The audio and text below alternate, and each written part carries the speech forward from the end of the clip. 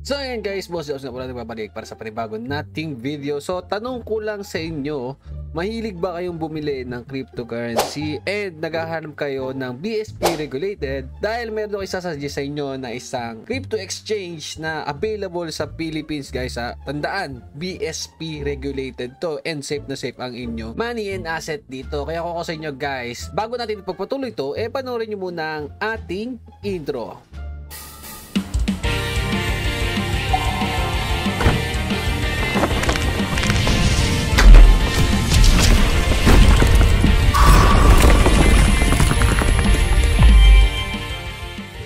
So, balik tayo guys dito kay Coins.ph. Okay, si Coins.ph yung sinasabi ko guys na BSP regulated na pwede kayong bumili ng cryptocurrency, pwede kayong mag-trade at sobrang dami na rin nilang token na nakalist sa kanilang platform. Okay, papakita ko sa inyo yan. So ngayon, pakita ko mo sa inyo kung paano ba tayo makakapag sign up dito dahil sobrang basic lang naman, sobrang dali. And yung link nito guys nasa description ko na. And syempre, marami na sa inyo nakapag-create dito dahil dito nga nag-start yung ibang traders. Okay, so ganito lang yan. Click mo lang yung get started. Pag click nyo nung get started, makikita nyo dito available siya sa App Store, sa Google Play, and sa App Gallery. Okay, so Huawei phone. And dito pwede na rin kayo mag-create ng account dito, then mag-login. So guys, mas maganda mag-download kayo nito sa mobile dahil madali lang siya gamitin sa mobile. Napaka user-friendly lang. And ngayon, mag-login na ako, okay? Mag-login tayo dito mga. Pero bago yon, pakita ko muna sa itong mga products nila or yung mga features nila. So, meron sila guys dito na buy and sell, okay? Pwede ka mag-buy and sell ng crypto. Pwede kang bumili ng load. All networks yan. And pwede ka rin mag-pay ng bills dito, mga Miracle bills yan. Mga home credit nyo, pwede rin dyan. And kagandahan dito guys, meron na silang tinatawag na Coins Pro. So, ano yung Coins Pro? So, kung nag-aalangan kayo kay Binance, si Coins Pro guys is para din siyang Binance, okay? So meron din siyang mga trading, pero mostly ngayon spot trading pa lang yung meron sila. So tinanong ko kung kailan sila magkaka-futures trading, so soon daw magkakaroon sila niyan. So ngayon, mag-login muna tayo. So pag login mo guys, so ako wala akong masyadong funds pa dito dahil nga kaka-discover lang ulit natin kay Coins.ph and nalaman ko na may Coins Pro sila. Baka maglipat na tayo ng asset dito. So ngayon, nakita nyo dito, ayan, meron silang Coins Pro. Pag kinlik mo yan guys, ayan, eto na, pwede na kayo mag-spot trading dito, pwede na kayong bumili ng mga token, and sobrang dami na pong token dito.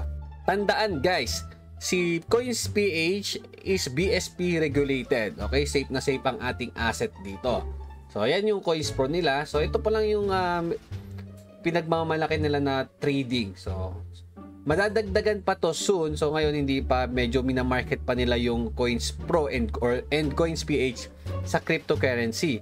Yun yung kagandahan. So makikita rin natin dito yung mga order history natin, mga dati nating naging trade, yan makikita natin. So wala pa tayo guys laman. Bago pa lang kasi yung account natin dito.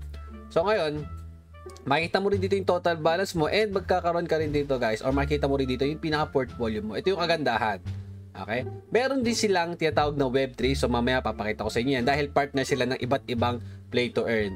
So ito makikita nyo, ang dami nilang token. So meron silang Ethereum, syempre hindi mawawala. Meron silang Bitcoin, Binance Coin BNB, so Dash, lahat nandito. Sabi natin magde-deposit tayo ng hanap tayo dito, yung USDC. Okay, so kunwari magde-deposit ako ng USDC, tamang-tama may USDC ako sa Polygon ko, pero maliit na USDC lang yun. 1 USDC pa lang yung meron ako doon.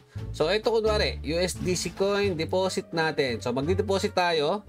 Ayan, so ngayon saan mo kukunin yung USDC? So pwede sa Binance or BEP20, sa Smart Chain, sa Polygon. So ngayon Polygon i-click natin. So ito yung wallet address ko. Ayan, so kakopy ko yan. So tandaan, magde-deposit ako dito Coins.ph guys Tapos meron tayong MetaMask wallet. Alam natin yung mga nagte-trading guys. Ayan, may MetaMask wallet tayo. Sa login ko yung MetaMask wallet ko dito. So ayan, meron ako dito. Meron pa ako guys laman, 1 USDC. So ngayon, sasend ko lang to. Okay, tandaan guys, naka-Polygon tayo. Ayan, makikita natin Polygon mainnet. Tapos kanina magde-deposit tayo dito. Ayan, balik tayo. Pindot ko. So magde-deposit ako dito. Papakita ko lang sa inyo. Saan yun? USDC. Ito. Yan, ito di ba? Naka-USDC. Deposit.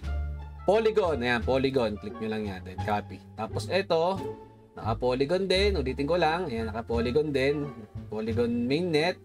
Then, itong USDC natin, send natin yan dyan, guys. So, yung wallet ko, ito ko yan. Kinapi ko, pinis ko lang dito. Then, max natin. Ayan, 1 USDC. Next. And sobrang baba lang ng gas fee, syempre, ni Polygon. Okay, kaya mas maganda rin ganyan. So, pansin nyo, nagde-deposit na tayo. Kaya iniintay na lang natin yan pumasok dito kay CoinsPH natin. Then, ayan, pwede ko na siyang magamit dito.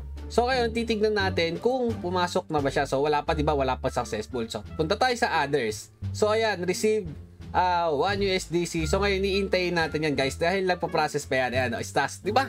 Sobrang bilis lang kay CoinsPH mag-transfer ng funds. So, intayin lang natin. And tandaan, BSP regulated, okay? And syempre, nasa sa inyo, guys, kung gusto nyong gamitin ang CoinsPH. Pero para sa akin, good si CoinsPH, okay? So, punta tayo dito sa home. Tignan natin kung successful na. So, wala pa, processing pa rin. So, matagal talaga mag-process kasi nga, tinitignan talaga kung secure. Ngayon, balikan natin pagka okay na yan. Kagandahan nga din, guys, kay CoinsPH, ito may mga iba't ibang products na sila yung nabanggit ko kanina. So, pwede tayong mag-pay ng bills dito. So, makikita nyo to, guys, sa mobile app, okay? Sa mobile app, same lang din dapat yung gagamitin yung account na gamit nyo dito sa browser, okay? So, makikita nyo rin yung total balance nyo doon kung ilan yung balance nyo. And also, nandoon yung mga services nila kagaya ng pay bills. Ayan, makikita nyo. May iba't ibang pay bills sila dito. May pay bills sa government. Ayan, makikita nyo dyan. LTFRB. May pag-ibig pa. So, nandito yan. Meron din silang electricity utility. Yan, dito pwede rin kayo magbayad dito. May water utility din. And marami pa. Ayan, no? Marami pa silang pwedeng ibigay sa inyong service. Tapos, may mga partner NFT din sila or play to earn sila. Click nyo lang yung Arcane and ayan na nga, pwede kayong mag-search dyan, pwede kayong mag-create ng sarili nyong account and nagpo-post sila ng mga news dito, update about kay CoinsPH and about sa mga cryptocurrency, mga play to earn. Kagaya nitong bago na to, yan, Axie NFT Evolution, Uniswap Meet Bitcoin, iba't iba yan, guys. And kagaya nito, learn, calling all members of our community, dive into our XDC, learn, and earn giveaway. So may mga ganyan sila. Tapos ito pa, guys, CoinsPH speak the Department of Migrant and Worker, Digital Forum Highlights. So lahat nandyan yung mga mga news. So kayo po bahala kung gusto nyong mag-create na account dito. Pero sabi ko nga, napaka-secure na account natin dito dahil BSP regulated, okay? So yun yung isa sa mga kagandahan dito since nagkakaroon nga ng problema kay Binance. So balik tayo sa website. So ayan, pumasok na yung ating funds dito. So nakita nyo naging 168 na. So kanina 108 lang yan, di ba? Ngayon tingnan natin dito sa ating portfolio. So ito na, nakita natin nag-reflect na si USDC coin and syempre secure yan. Okay? Secure yan dahil nga BSP regulated, CoinsPH at wala tayong magiging problema. So makikita nyo dito, successful na and pumasok na nga siya successful. So ngayon, pwede natin yan i-convert into PHP agad. So ganun siya kadali. Okay? Tapos pag nandito na si Coins, nandito na, pwede nyo na i-cash out yan. Send nyo na sa Gcash ng pagpapakash outan nyo, pwede na yon. So ganito kadali lang yan, guys, ha. Makikita nyo dito, naka PHP balance natin is 108 pa lang. Pero pag coins crypto balance natin, makikita natin dito. Yan, 59. Ito yung pinaka USDC natin. Okay? So ngayon, punta tayo kay USDC. Click natin to. Yan, click natin itong USDC dahil nga ito yung meron tayong funds, 'di ba? USDC coin.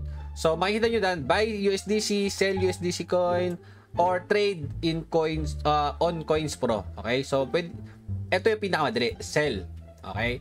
Isa-sell mo, max, and automatic mako-convert yan. Yan. So, makikita nyo dyan. Pero syempre, guys, nakalagay minimum amount, 60 pesos. So, hindi pa to 60 pesos. Pero, ayun nga, ganun lang siya kasimple. At ganun na siya kadali. So, pwede ko na siya agad ma-convert. Syempre, dapat 60 pesos, guys, ha. Tandaan yan. So, okay, pwede pa naman tayo din mag-buy. Okay? So, magbabuy tayo. Ngayon, buy natin, magkakaroon tayo nito. Okay? Pag nag-buy tayo niyan. So, buy and sell, and syempre iba't ibang token kayo na pwede kayo mag-buy din. So pwede rin naman na magte-trade tayo. Ayan, guys, magte-trade tayo, bibili tayo ng token, titingnan natin kung sino yung bababa, tataas. So ganun lang siya kasimple, gamit yung ating PHP wallet or yung pinaka coin natin. Ayan, guys, yung pinaka laman ng ating CoinsPH. Sobrang dali niya lang gamitin. So, kayo na bahala kung gusto niyo gumamit ng Coins PH. Yung link nasa description, yung paano mag-register, guys. So, good luck na lang. Hanggang dito na lang yung info natin kay Coins PH. So, marami pa akong update dito, kaya subscribe na kayo, follow, and comment na lang din. So, good luck, have fun, and God bless.